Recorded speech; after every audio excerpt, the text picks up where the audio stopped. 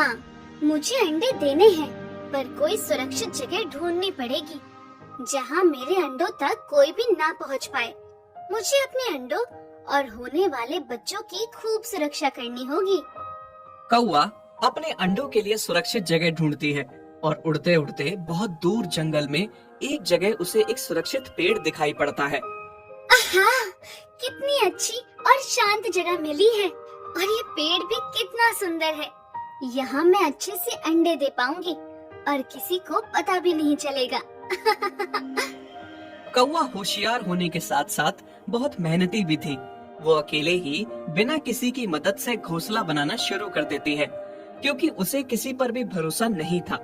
वो किसी प्रकार का भी कोई रिस्क नहीं लेना चाहती थी, इसीलिए खुद ही तिनका तिनका घास और लकड़ियों के जोड़ से घोंसला तैयार करती है। आहा, मेरा घोंसला बनके तैयार हो गया। कौवे का सुंदर सा घोंसला बन के तैयार हो जाता है और फिर वो अंडे देती है। पर कोई था जिसको कौवे के अंडे की भनक लग गई थी। उसी पेड़ के साथ एक दूसरा पेड़ भी था, जिसके नीचे सांप का बड़ा सा बिल था। उस बिल में एक बहुत बड़ा और भयंकर सांप रहता था। ये ताजे अंडों की खुशबू कहाँ से आ रही है? कहाँ है अंडे? कहाँ है? अब तो सब्र ही नहीं हो रहा। ये अंडे की ताजी ताजी खुशबू मुझे पागल बना रही है। तभी सांप की नजर ऊपर दूसरे पेड़ पे पड़ जाती है। उस पेड़ पे कौवा उसे दिखती है। मेरे बगल में खाना और मैं इधर उधर ढूंढ रहा हूँ। सांप कौवे के बाहर जाने का इंतजार करता है। वो सोचता है कि जब कौवा बाहर जाएगी तब वो उसके अंडे खाने जाएगा। जैसे ही कौवा दाना खाने बाहर गई, बाद में सांप अपने बिल से बाहर निकल के पेड़ पे चढ़ गया और घोंसले में जाके सारे अंडे खा गया।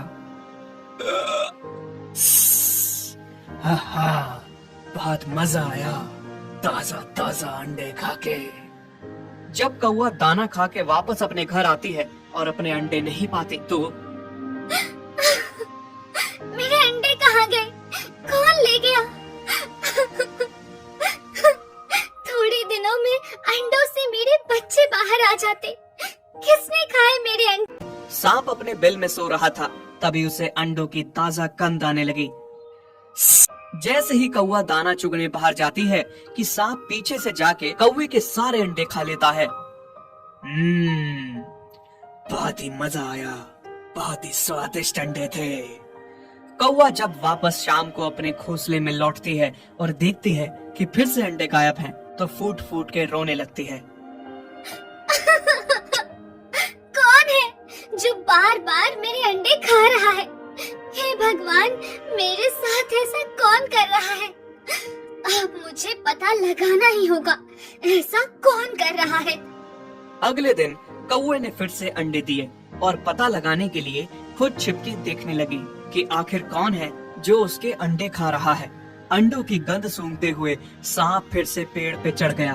फिर जैसे ही अंडे खाने लगा, कौवा बाहर निकली। अच्छा, तो ये तुम हो जो रोज रोज मेरे अंडा खा रहा है, दुष्ट कहीं के।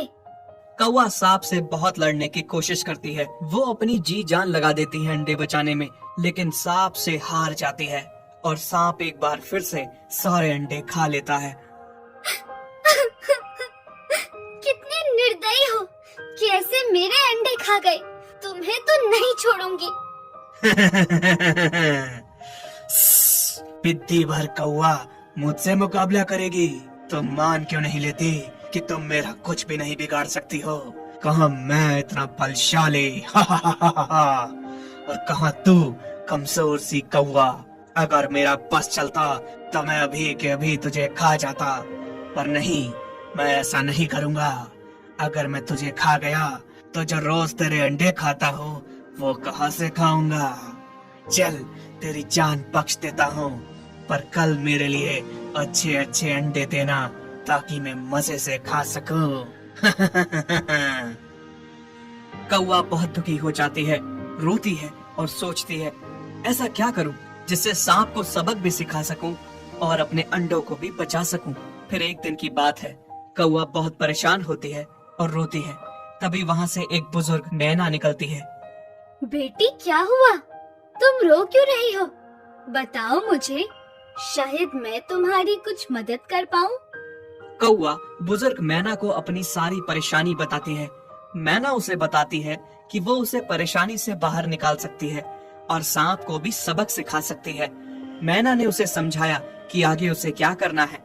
फिर अगले दिन कौवे ने ठीक वैसा ही किया जैसा उसे मैना ने समझाया था और उसकी सहेलियां नहा रही होती हैं। राजकुमारी ने अपने सारे वस्त्र और जेवर उतार के रखे होते हैं।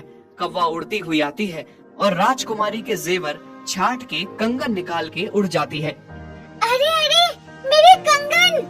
सिपाहियों, पकड़ो उस कौवे को, वो मेरा कंगन ले जा रहा है, पकड़ो! हमारी राजकुमारी का कंगन चुरा के भागा है।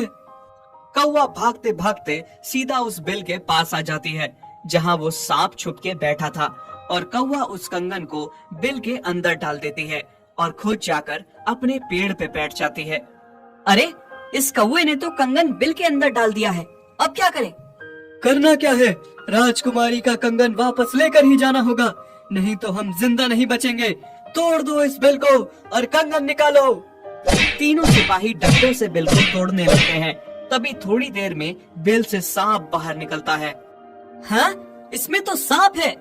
मारो मारो इस सांप को, मारो, नहीं तो हम बिल से कंगन नहीं निकाल पाएंगे।